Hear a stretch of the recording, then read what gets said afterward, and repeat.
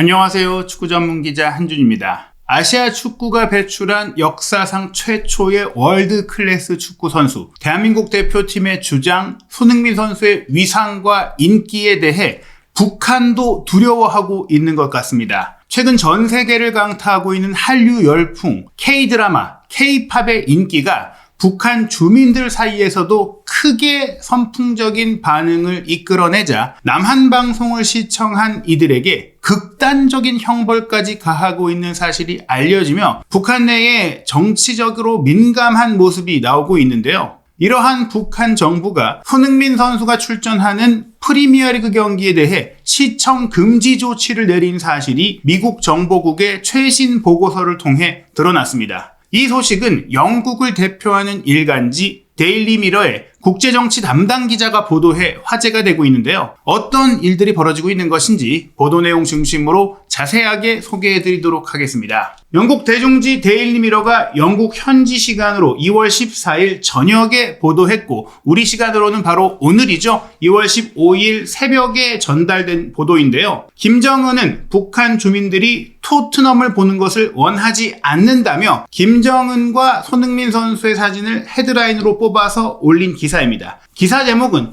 김정은이 북한 축구 팬들에게 토트넘 허스퍼 경기 시청 금지 조치를 내렸다는 것인데요. 리드문을 보시면 노스 코리아스 매드캡 딕테이터, 북한의 미친 독재자는 토트넘이 북한 방송에서 경기 중계를 방영해선 안 되는 팀으로 지정됐다고 알렸고 그뿐만 아니라 최근에 다른 두 개의 잉글랜드 프로축구 클럽도 같은 처분을 받았다고 소개합니다. 이 기사는 단지 인터넷 가십 뉴스를 전달하는 기자답지 않은 기자가 쓴 기사가 아니기 때문에 주목할 만한데요. 바로 제레미 암스트롱 기자가 작성한 기사입니다. 뉴캐슬 어폰타인에 거주하면서 데일리 미러의 북동부 지역의 다양한 이슈를 취재해왔던 사진으로 보시다시피 아주 취재 경력이 많은 베테랑 기자인데요. 애초에는 스포츠 뉴스 전문가로도 활동을 했어요. 1998년부터 전 세계를 다니면서 축구 월드컵 그리고 올림픽 종목 세계 최고의 스포츠 제전을 현장에서 취재해왔던 기자죠. 그러다가 2001년에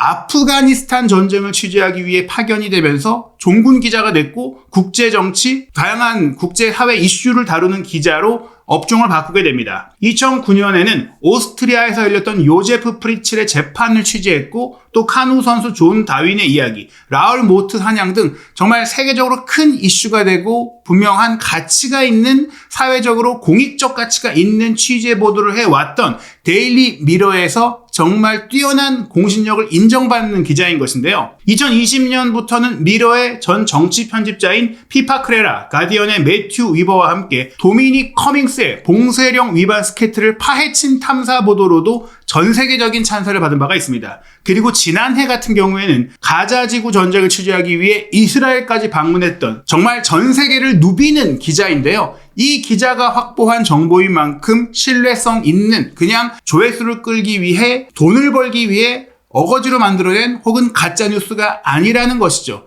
그렇다면 이 제레미 암스트롱 기자의 기사 본문 전체 내용 살펴보겠습니다. 독재자 김정은이 토트넘 호스퍼 경기에 대한 시청 금지 명령을 내렸습니다. 북한 주민 2,600만 명은 보통 오후 5시에 방영되는 뉴스가 시작되기 전 영국의 프리미어리그 축구 경기를 시청하기 위해 자리에 앉습니다. 하지만 북한 정권은 오랜 적이라고 할 수 있는 남한의 선수들이 출전하는 경기는 보여주지 않습니다. 즉 지금 고군분투하고 있는, 고전하고 있는 토트넘과 그 팀의 주장인 손흥민 선수는 북한판 매치 오브 더 데이 하이라이트 프로그램에서 볼 수 없는 것입니다. 지난해에도 울버햄튼 원더러스의 황희찬, 브렌트포드에 소속된 김지수 선수가 속한 팀의 경기는 북한 방송의 중계 대상에서 제외됐던 바 있다고 알려졌는데요. 프리미어리그 경기는 북한에서는 실제로 경기가 열린 지 4개월이 지난 이후에 국영방송인 조선중앙텔레비전, 외국에서는 KCTV, 코리아 센터라고 볼 수 있겠죠. KCTV로 알려져 있는데 이 조선중앙방송을 통해 방영이 됩니다. 즉 영국에서 지난해 8월에 열린 경기를 북한에서는 올해 1월에 볼 수 있는 겁니다. 이 정보는 미국 워싱턴에 본사를 둔 스팀슨 센터의 38 노스 프로젝트가 조사해 보고서를 통해 공개한 내용인데요.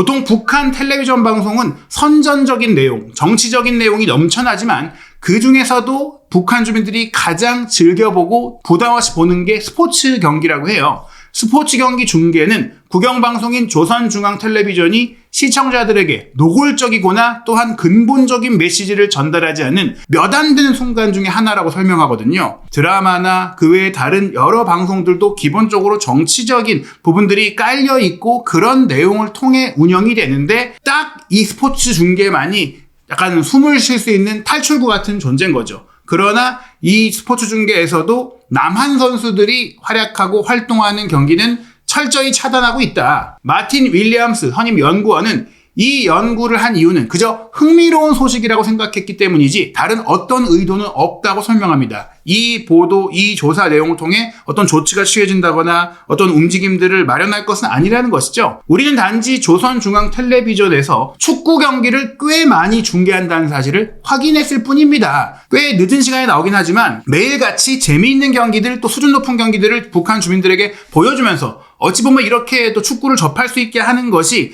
북한에서 축구에 대한 투자, 축구 선수들의 육성을 굉장히 신경 쓰고 있고 김정은이 사실 어린 시절부터 스포츠를 굉장히 좋아했고 또 축구에 대한 관심도 많은 것으로 알려져 있기 때문에 북한 내부적인 축구 수준을 높이기 위해 또 어떻게 보면은 많은 주민들의 해소가 될 수 있는 스트레스를 좀 풀어줄 수 있고 답답함을 풀어줄 수 있는 그런 일 중에 하나라고도 볼 수 있겠습니다. 축구는 그들이 중계하는 주요 국제 스포츠라고 하면서 이 보고서에 따르면 지난 2023년에 조선중앙텔레비전은 프리미어리그뿐만 아니라 월드컵 그리고 챔피언스리그 경기도 보여줬다라고 합니다. 물론 풀타임으로 보여준 것은 아니고 편집본인데요. 90분 전체 경기를 60분으로 축약한 버전이고 북한 주민들에게 민감할 수 있는 장면들, 경기 외적인 장면들은 다 제거된 채로 경기 장면만 방영을 하고 있습니다. 다만 이 중계 방송은 당연하게도 중계권을 공식적으로 구매하지 않은 불법 방송이다. 저작권을 위반한 방송이다. 이것은 거의 확실하다라고 하는데요. 뭐 대북 제재 때문이라도 이런 거래 자체가 불가능한 것도 있겠지만 어마어마한 돈이 드는 이 중계권을 구매해서 북한이 중계할 리도 없고 또 그렇다고 해서 이 중계권을 가지고 있는 각 프로축구 리그, 뭐 프리미어리그 사무국이라든지 국제축구연맹 등에서 북한에 따로 뭐 이 돈을 내놔라, 토해내라, 뭐 이렇게 또 소송을 할 그럴 상황도 어떻게 보면은 아니다 보니까 북한은 무단으로 이렇게 프리미어리그 TV 하이라이트를 방영하고 있는데 북한 측에서는 공식적으로는 우리는 프리미어리그 하이라이트 방영을 하지 않고 있다, 부인하고 있다라고 첨언하는 내용까지 이어집니다. 그렇다면 북한은 왜 손흥민 선수의 경기를 못 보게 하는 것일까? 그가 잘하든 못하든 주목할 점은 손흥민 선수가 영국에서 활약하고 있는 사실 자체, 게다가 주장 완장을 차고 팀의 리더로서 활동하고 있는 그 자체 위상, 평판, 인기 그리고 그 활약까지도 북한 주민들이, 축구를 좋아하는 주민들이 월드컵은 그래도 보고 또 그 외의 소식들을 접하기 때문에 모를 수가 없습니다. 사실 암암리의 그 많은 정보들 또 많은 남한과 해외 방송들을 비디오 테이프를 통해서 구해서 보고 있기도 한 북한 주민들이기 때문에 그런 상황에서 그나마 접점이 적은 접하기 어려운 이들에게까지도 조선중앙방송을 통해 손흥민 선수를 알리고 그 손흥민 선수에게 호감을 갖도록 하는 일을 할 리가 없겠죠. 그것은 최대한 막고 싶을 것입니다. 게다가 손흥민 선수는 이런 축구로서의 활약이 정말 월드 클래스로 인정을 받다 보니까 최근 토트넘 구단을 방문한 영국 국왕 찰스 3세와 따로 면담을 하고 이야기를 나누고 그 장면도 영국 전역에 걸쳐서 화제가 될 정도로 그야말로 한국의 스포츠 대통령, 축구 대통령으로서 많은 정치적, 외교적 역할을 하고 있는 인물이라는 점에 있어서도 더더욱 북한에서는 손흥민 선수가 알려지길 원치 않을 수밖에 없는 것이죠. 손흥민 선수의 이러한 위상이 저희들이 과장해서 말씀드리는 게 아니라는 중요한 상황이 있었어요. 바로 토트넘이 0대4 참패를 당했던 카라바오컵 4강 2차전 경기가 끝나고 나서 리버풀 공격수인 루이스 디아스의 아버지 마네 디아스가 손흥민 선수와 함께 찍은 사진을 자신의 인스타그램에 올린 것입니다. 마네 디아스는 사실 콜롬비아에 살면서 납치되기도 했던 일이 있었고 그로 인해 루이스 디아스가 전 세계적으로 좀 힘든 일을 겪었던 게 알려지기도 했던 그런 인물인데요. 지금은 리버풀에 와서 마네 디아스가 아들과 함께 지내고 있는 것으로 보이는데 루이스 디아스도 정말 최고의 선수잖아요. 리버풀의 핵심 선수로서 아주 뛰어난 능력을 갖고 있는 선수인데 그 루이스 디아스의 아버지가 굳이 토트넘과 경기를 마치고 나서 손흥민 선수와 사진을 찍은 것은 그가 개인적으로 또 리버풀 선수 또 본인의 아들을 통해 부탁해서 왔을 수밖에 없다. 그 부탁의 이유는 어찌 보면은 불러 세우는 것 자체가 사진을 요청하는 것 자체가 쉽지 않을 수도 있지만 토트넘이 0대4로 완패를 당한 시점이었기 때문에 정중하게 좀 괜찮겠느냐라고 물어봤어야 할 그런 상황인데 어찌 보면 마네 디아스가 그런 상황임에도 불구하고 손흥민 선수와 사진을 찍고 싶었던 것은 그만큼 손흥민 선수에 대한 존경심, 존중심 그리고 손흥민 선수와 함께 사진을 찍는 것이 전 세계인들에게 축구를 아는 세계인들에게 어떤 의미를 갖고 있는지를 명확하게 입증하는 증거라고 할 수 있어요. 실제로 마네 디아스가 손흥민 선수와 찍은 사진을 자신의 인스타그램에 올리면서 이런 문장을 남겼습니다. Un personaje grande del fútbol. 축구계의 위대한 인물과 함께 찍은 esta reliquia de fotografía. 유산 같은, 보물 같은, 그야말로 갑오로 남겨야 할 사진을 얻었다, 찍었다 이렇게 남기면서 손흥민 선수와 함께 찍은 사진은 갑오다, 보물이다. 정말 이거는 내가 자랑할 만하다.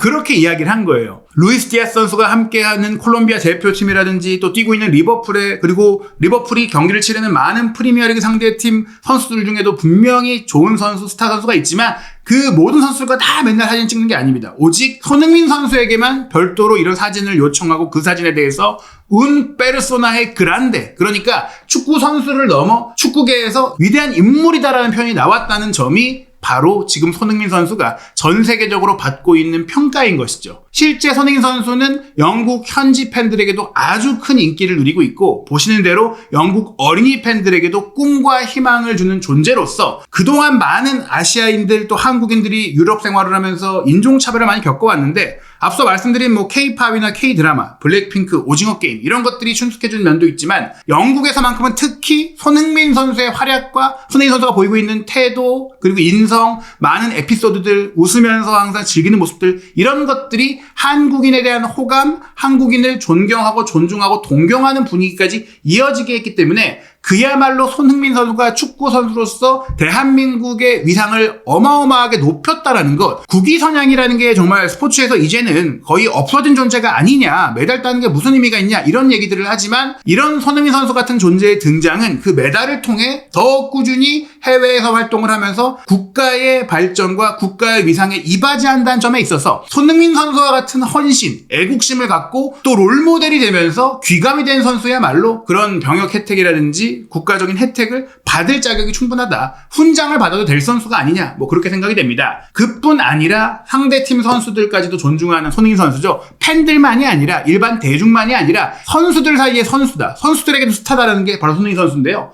리버풀에 0대4로 패배했을 때 아르네 슬롯 감독이 와서 위로한 것뿐만 아니라 마칼리스터, 로버트슨, 반다이크, 그리고 상대 골키퍼인 켈러허, 살라까지도 모두 손흥민 선수에게 다 찾아와서 위로하고 메시지를 남겼어요. 우리가 이겼지만 너의 패배, 너의 탈락, 너가 또 한번 우승에 좌절한 것이 나도 마음이 아프다. 모든 토트넘 선수들에게 다 이렇게 해준 게 아니라 오직 손흥민 선수에게만 이렇게 해준 것입니다. 또 이 경기 당시 에스코트 키즈와 함께 손흥민 선수가 항상 뛰어들어오면서 경기 시작할 때 특유의 동작이 있어요. 오른발로 들어가고 점프해서 딱 뛰고 하는 동작이 있는데 그걸 그대로 따라하는 어린이를 보고 손흥민 선수가 너무나 즐거워하고 뿌듯해하는 모습이 있었거든요. 손흥민 선수의 이런 행동 하나하나, 경기를 시작할 때 루틴까지도 영국의 꼬마 팬들이 알 정도라는 것은 정말로 손흥민 선수가 축구 선수로서 어느 정도 큰 업적을 전 세계적으로 남겼는지 알 수 있는 부분이고 그런 것들을 북한 팬들도 북한 주민들도 모를 리가 없기에 더더욱 북한 정권에서는 김정은은 프리미어리그 중계 자체를 다 끊을 수 없지만 손흥민 선수가 뛰는 경기만큼은 보여주지 않는 그런 명령을 내렸다고 할 수 있겠습니다. 오는 주말 토트넘 허스퍼는 매우 중요한 경기를 치릅니다. 맨체스터 유나이티드와 프리미어리그 25라운드 경기를 2월 17일 한국 시간 월요일 새벽 1시 30분에 치르는데요. 현재 맨유가 승점 29점으로 13위, 토트넘이 27점으로 14위이기 때문에 토트넘은 이 경기를 이겨야 30점이 되면서 그나마 10위권으로 치고 올라갈 수가 있어요. 만약 이 경기를 진다면 15위 에버튼, 16위 웨스트햄에게도 밀릴 수 있고 16위까지 떨어지면서 다시금 강등 위기에 몰릴 수 있거든요. 이 중요한 경기 영국의 프리미어리그 주간 방송사 스카이 스포츠에서 이번 주 최대 빅매치로 지목을 하면서 메인 포스터까지 만들었는데 토트넘의 대표 선수는 역시 손흥민 선수이고 맨유의 대표 선수는 아모린 감독 부임 후 최고의 경기력을 보이고 있는 아마드입니다. 손흥민 대 아마드. 지금까지 많은 토트넘과 맨유의 경기 포스터가 손흥민 대 브루노, 손흥민 대 레스포드, 손흥민 대 호날두 이렇게 많은 교체들이 있었지만 계속 변함없이 토트넘의 대표 얼굴로 손흥민 선수가 자리를 지키고 있죠. 토트넘은 이 경기 이후 2월 23일 일요일 0시에 입스위치 타운과 프리미어리그 26라운드 원정 경기 그리고 2월 마지막 경기로 2월 27일 목요일 새벽 4시 30분에 맨체스터 시티와 프리미어리그 27라운드 홈 경기를 치릅니다. 맨유전의 고비를 잘 넘지 못한다면 이어질 경기들을 통해서 언제 승리할 수 있을지 모를 정도로 큰 침체에 빠질 수 있는데요. 과연 이 맨유와의 경기 손흥민 선수가 어떤 활약을 보여줄지 북한 주민들은 볼 수 없을 토트넘과 맨유의 경기 실시간 입중계 그리고 경기 후 분석 영상과 영국 현지 방송 레전드들의 해설까지 한준TV 구독, 좋아요, 알림 설정으로 빠르게 확인하시기 바랍니다.